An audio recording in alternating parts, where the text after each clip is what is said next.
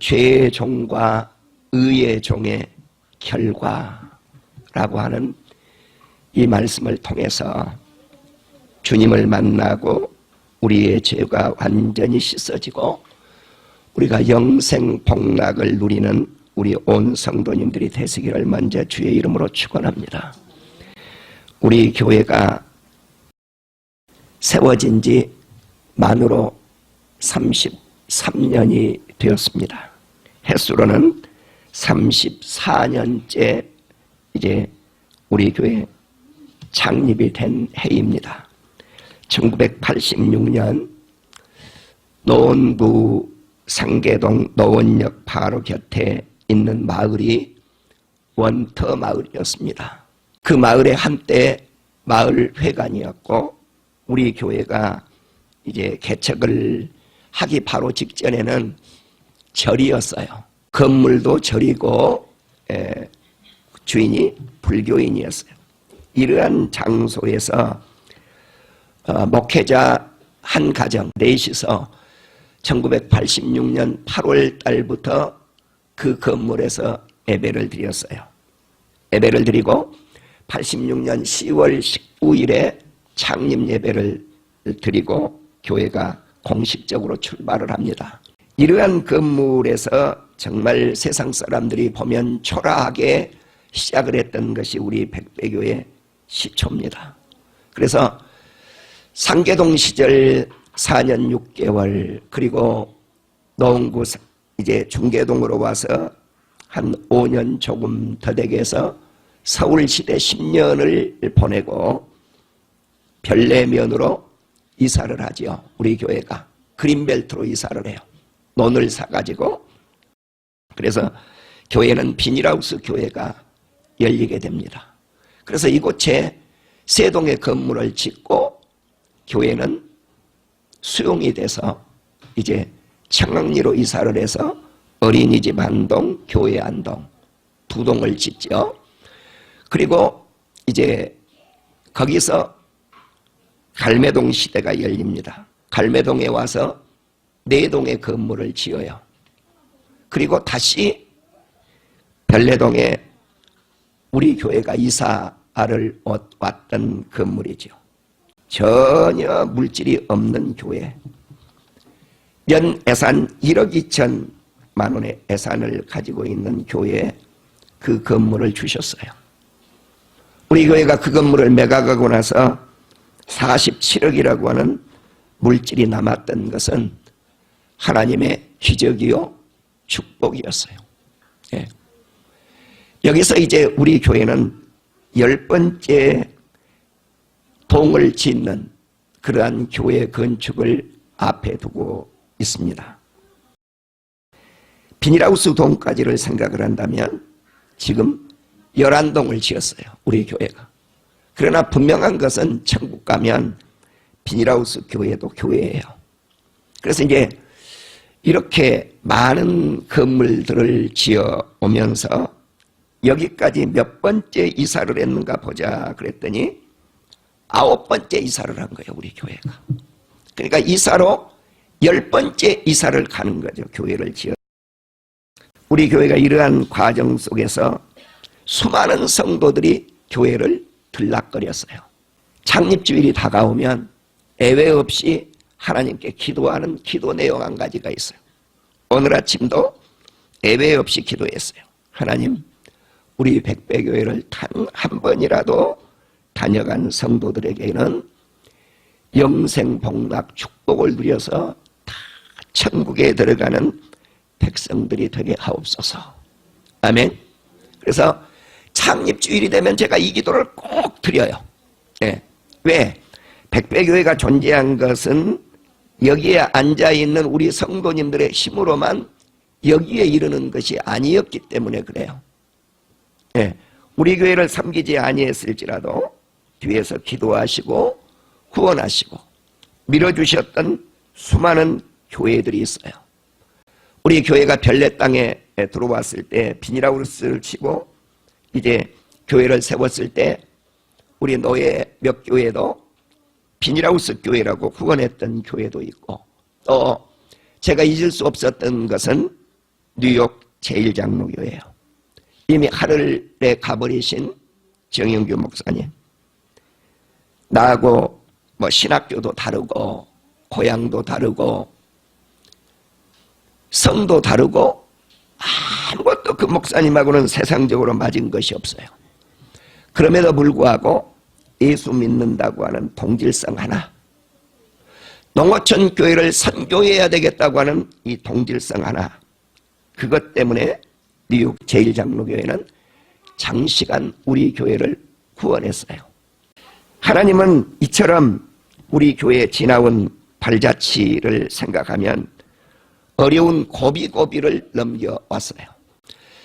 이러한 과정 속에서 우리 교회가 지금까지 물질적으로만큼은 축복을 받은 교회가 되었습니다. 자, 그렇다면 이렇게 33년 만으로 34년째 교회가 세워서 교회가 존재해야 될 목적이 어디 있겠는가 하는 거예요. 교회는 죄를 씻고 죄 씻음을 통해서 어떻게 예수 그리스도를 믿어서 영생을 얻고 천국을 갈 것인가, 이것이 교회가 존재해야 될 목표예요. 우리가 성장하는데 그것이 목표는 아니에요. 예. 아무리 수많은 사람들이 교회에 몰려온다고 할지라도 그 한 영혼 한 영혼이 죄 씻음을 받지 않는다고 하면 교회는 무의미해요. 오늘은 우리가 과거에 예수 믿기 전에 죄의 종으로 있었고 예수 믿은 후에 의의 종이 됐는데 죄의 종과 의의 종의 마지막 결과가 어떻게 나타날 것인가 하는 거예요. 오늘 우리는 의의 종이라고 하는 이 의자를 갖다 붙였어요. 그러면 이 의가 무엇일까? 천국 백성이 아니면 이 의를 이룰 수 없는 것이 의예요. 다른 말로 표현하면 정이라고 할 수도 있을 것이고 공이라고 할 수도 있을 것입니다. 작년 1년 동안 제가 우리 성도인들에게 대한민국에 정의가 있는가? 대통령에게 정의가 있는가? 행정부에 정의가 있는가? 사법부에 정의가 있는가? 국회에 정의가 있는가? 판사, 검사, 변호사에게 정의가 있는가? 거기까지만 말씀을 드리면 세상을 비판하는 것으로 끝나지 않아요. 교회 안에 정의가 있는가? 목사에게 정의가 있는가? 장로들에게 정의가 있는가? 성도들에게 정의가 있는가? 성경은 뭐라고 그래요? nothing, 없다는 거죠. 하나도 없다라고 그래요. 대한민국의 어떤 기관에도 정의는 없다. 교회 안에도 정의는 없다. 왜 그런가? 사람들은 죄성을 지니고 태어나기 때문에 정의라고 하는 말을 감히 끄집어낼 수 없다는 사실이에요. 이성적 존재인 인간이 언제 어디서나 추구하고자 하는 것이 있는데 그것이 뭔가? 바르고 곧은 것, 올바르고 곧은 것이 정의라는 거예요. 자, 이것이 세상이 도덕적, 윤리적 관점에서 내린 정의예요.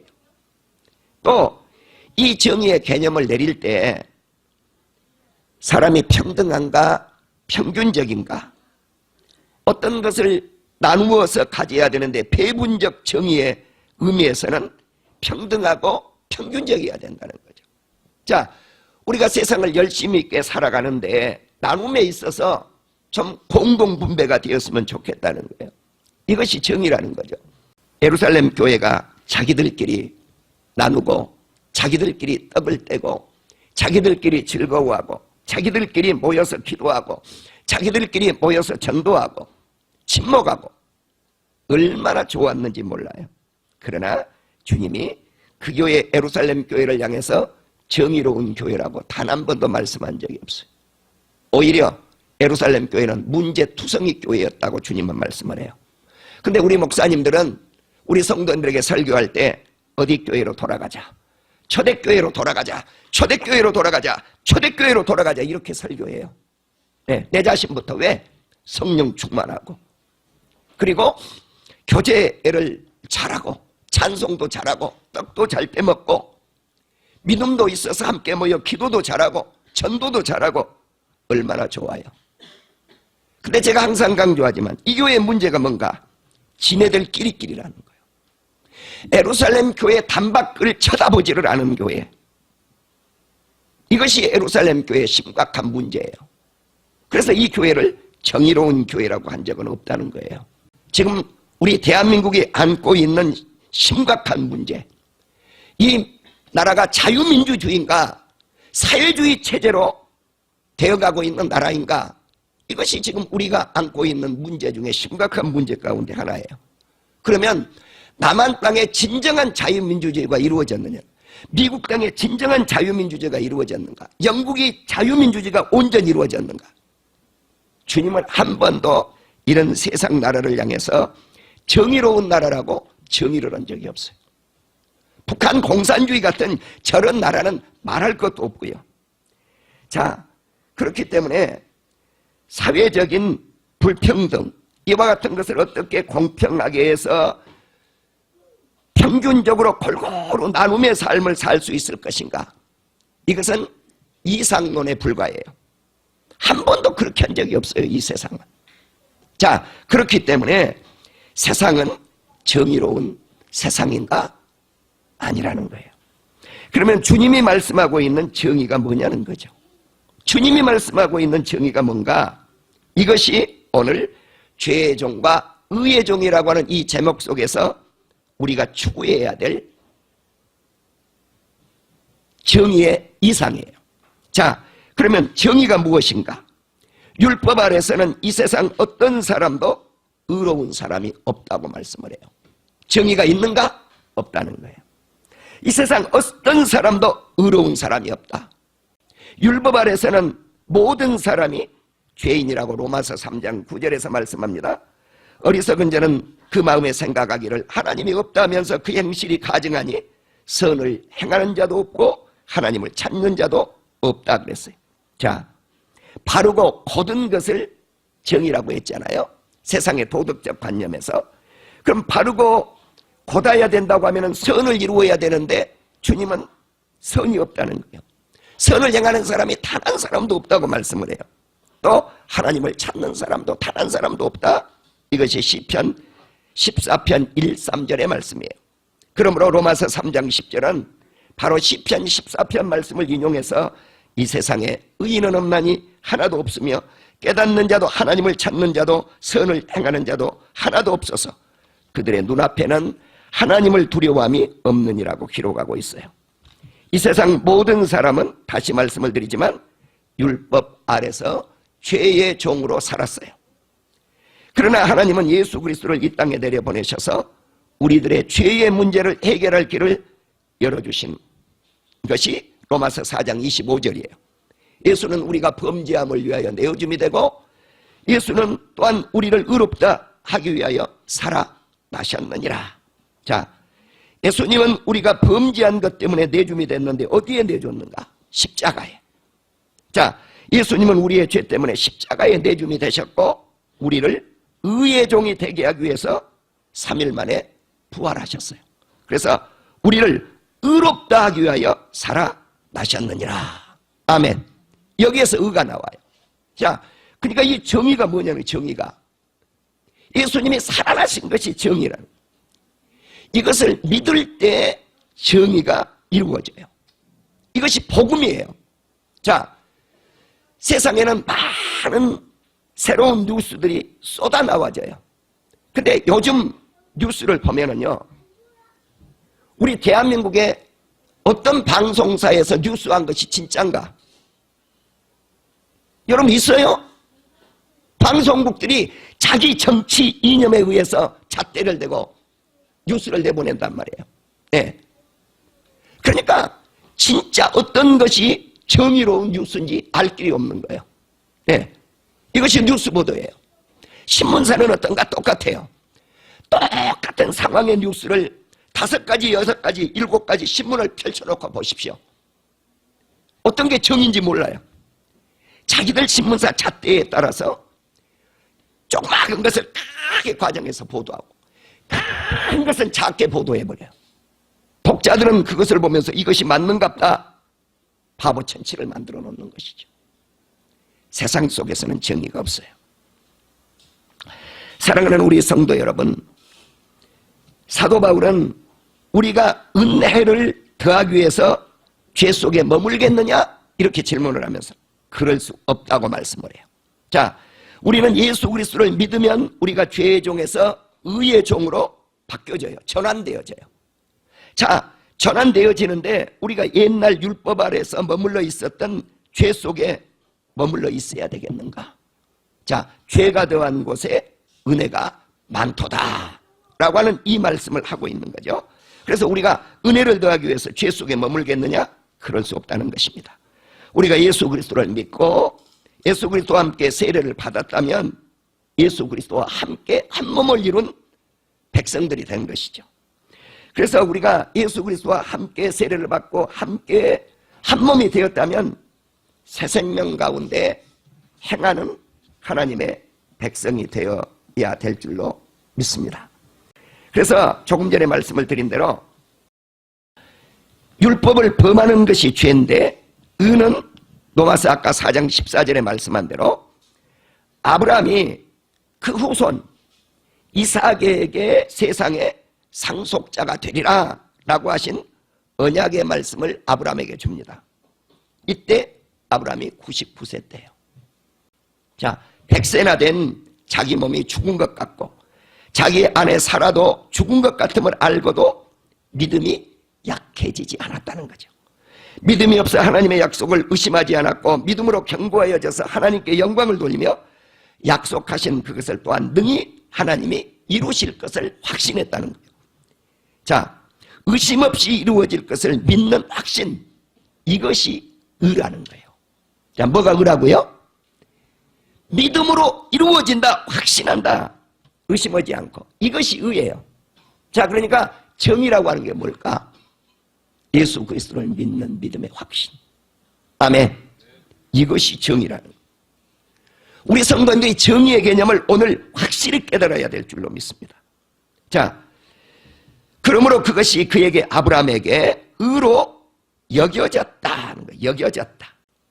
우리말 성경에 여겨졌다고 하는 거 이게 뭘까? 예, 원문에는 에로기스데 그랬어요. 에로기스데. 에로기스데라고 하는 이 말씀은 간주했다, 생각했다, 그런 의미의 뜻이 들어있어요. 예. 그래서 의심 없이 이루어지는 믿음을 확신해서 의로 간주했다, 의로 생각했다는 말씀이에요. 그에게 의로 여겨졌다, 아브라함에게 의로 여겨졌다고 하는 것은 아브라함만 위한 것이 아니고 예수 그리스도를 믿는 모든 백성들에게도 해당이 된다는 것이죠. 의로 여기심을 받은 우리도 위함이니 곧 예수 우리 주를 죽은 자 가운데서 살리시는 이를 믿느니 이 사람들을 의인이다 그런단 말이에요. 저와 여러분이 의인이 된 것은 어떤 행위적인 의미에 있어서 어마어마한 선을 행했더니 나를 의인이라고 한 게 아니에요. 죄인이었는데 예수 그리스도께서 내 죄를 위해서 십자가 지시고 예수님이 나를 의롭다 하기 위해서 3일 만에 살아나셨느니라, 이것을 믿는 것을 의로 여겼단 말입니다. 사랑하는 우리 성도 여러분, 그러므로 우리가 믿음으로 의롭다 하심을 받았으니 우리 주 예수 그리스도로 말미암아 하나님과 화평을 누리자. 우리는 죄의 종으로 있었을 때는 하나님과 원수 관계예요. 화목이 이루어질 수가 없죠. 그런데 예수님이 하늘에서 하나님 자신의 몸을 하나님께서 이 땅에 내려 보내주셨단 말이에요. 그분이 예수님인데 이 예수님은 믿음으로 말미암아 우리가 은혜 속으로 이렇게 들어감을 얻을 수가 있어요. 죄 씻음을 받는 것, 예수 그리스도를 믿고 죄 씻음을 받는 것, 이것이 은혜지 않아요? 예수님은 우리가 연약했을 때, 죄인 되었을 때 우리를 위해서 십자가에 위해서 죽으시고 우리에 대한 예수님의 사랑을 십자가에서 확증을 시켜요. 내가 죄인들을 이만큼 사랑한다, 이 땅에 죽어져가는 영혼들을 이만큼 사랑한다, 그것이 십자가예요. 거기서 사랑의 확증이 나와요. 로마서 5장 9절에 보면 우리는 예수 그리스도의 피로 말미암아 의롭다 하심을 받았다.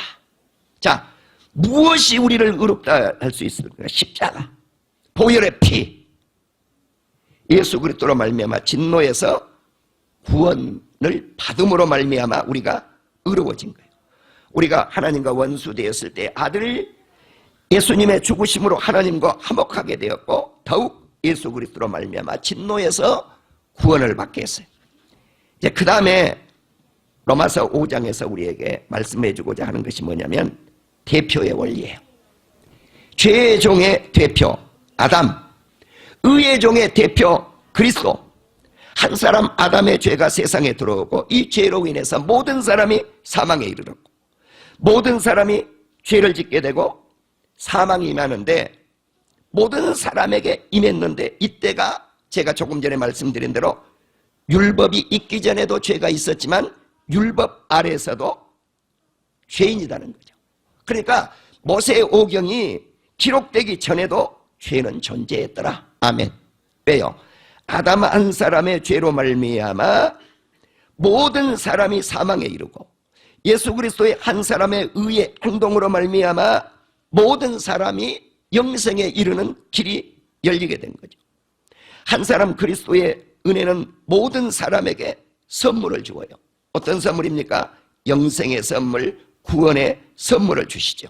은혜와 의의 선물을 넘치게 하시는 이 예수님, 그 생명 안에서 우리는 예수 그리스도를 통해서 왕노릇할 것이고, 아담 안에서 지었던 한 사람의 그 범죄는 사망이 왕노릇하리라고 성경은 말씀을 합니다. 율법들은 이러한 것들을 우리가 범죄를 더하게 하려고 율법이 존재한 것입니다. 그러나 죄가 더한 곳에 은혜가 더욱 넘쳤다고 말씀을 하죠. 이는 죄가 사망 안에서 왕노릇하고 은혜도 의로 말미암아 왕노릇하리라고 하는 말씀을 조금 전에 드렸어요. 우리 주 예수 그리스도로 말미암아 영생에 이르게 하느니라. 사랑하는 우리 성도 여러분, 이 말씀을 통해서 우리는 아담과 같이 죄의 종의 존재들이었다는 거예요. 이런 죄의 종의 존재들이었는데 사도 바울의 말씀이 우리가 은혜를 더하기 위해서 죄 속에 머물러 있을 수 없다. 그렇기 때문에 우리가 예수 그리스도를 믿고 이제 십자가를 믿고 부활을 믿고 주님과 연합했다면 죄의 종에서 의의 종으로 전환되었다고 하는 사실이에요. 우리는 주님과 연합되기 전에는 죄의 종이 되었지만 주님과 연합한 후에는 의의 종이 되었어요. 그리스도와 연합된 의의 종은 더 이상 사망이 우리를 주장하지 못해요. 주장하지 못한다는 뜻이 무엇인가? 다스리지 못한단 말이에요. 죄가 우리를 다스리지 못해요. 사망이 우리를 다스리지 못해요. 그러므로 예수님이 십자가에 죽으심은 죄에 대하여 단번에 죽으셨고 하나님께 대하여는 살아나셨다. 이것이 무엇인가? 복음이에요. 이걸 가리켜서 복음이라고 그래요. 우리가 죄의 종이 되면 사망에 이르고 순종의 종이 되면 의에 이르게 됩니다. 예수 그리스도를 믿는 사람은 죄로부터 해방되어 의의 종이 되었으니 우리 몸을 의의 종으로 내주어 거룩함에 이르게 하는 역사가 있을 줄로 믿습니다. 그러니까 우리가 의의 종으로 내주었다면 이제 거룩함에 이르러야 된다. 내가 전에도 언젠가 우리 성도들에게 말씀을 드렸어요. 교회는 집사, 장로, 목사. 그럼 목사가 제일 높고 장로는 두 번째 높고 이렇게 해석을 한단 말이죠. 아니라는 거예요. 아니라는 거예요. 교회 안에서 가장 거룩한 이름이 뭔가? 따라합시다. 성도. 성도예요. 제가 초창기 개척을 했는데 서울시의 과장급이에요. 그러니까 저 목동운동장 대표, 동대문 운동장 부대표, 그 정도가 그 당시 과장급이었어요. 실질적으로 그분이 거기에 그런 일을 맡았던 분이에요. 우리 백배교회를 등록을 했는데 교회에 오니까 피아노 치는 반주자보고는 선생님하고 부르는데 자기에게는 성도 그렇게 부른단 말이에요. 그러니까 이 성도님이 집에 가갖고 야, 니네 목사는 나를 되게 무시하더라. 피아노 치는 그 반주자 보고는 선생님 그러면서 날 보고는 성도 그러는데 목사한테 이야기 좀 해갖고 나한테도 다른 칭호를 좀 붙이게 해라. 그래 내가 그 권사님한테 이야기한 거예요. 권사님, 성도라고 하는 건 목사도 성도입니다. 장로도 성도입니다. 거룩한 백성이 얼마나 좋은 이름인지 모릅니다. 아멘. 그랬더니 그 다음부터 성도님 해도 좋아라 그러더라고요. 그러니까 모르면 그런단 말이에요. 우리가 모르면.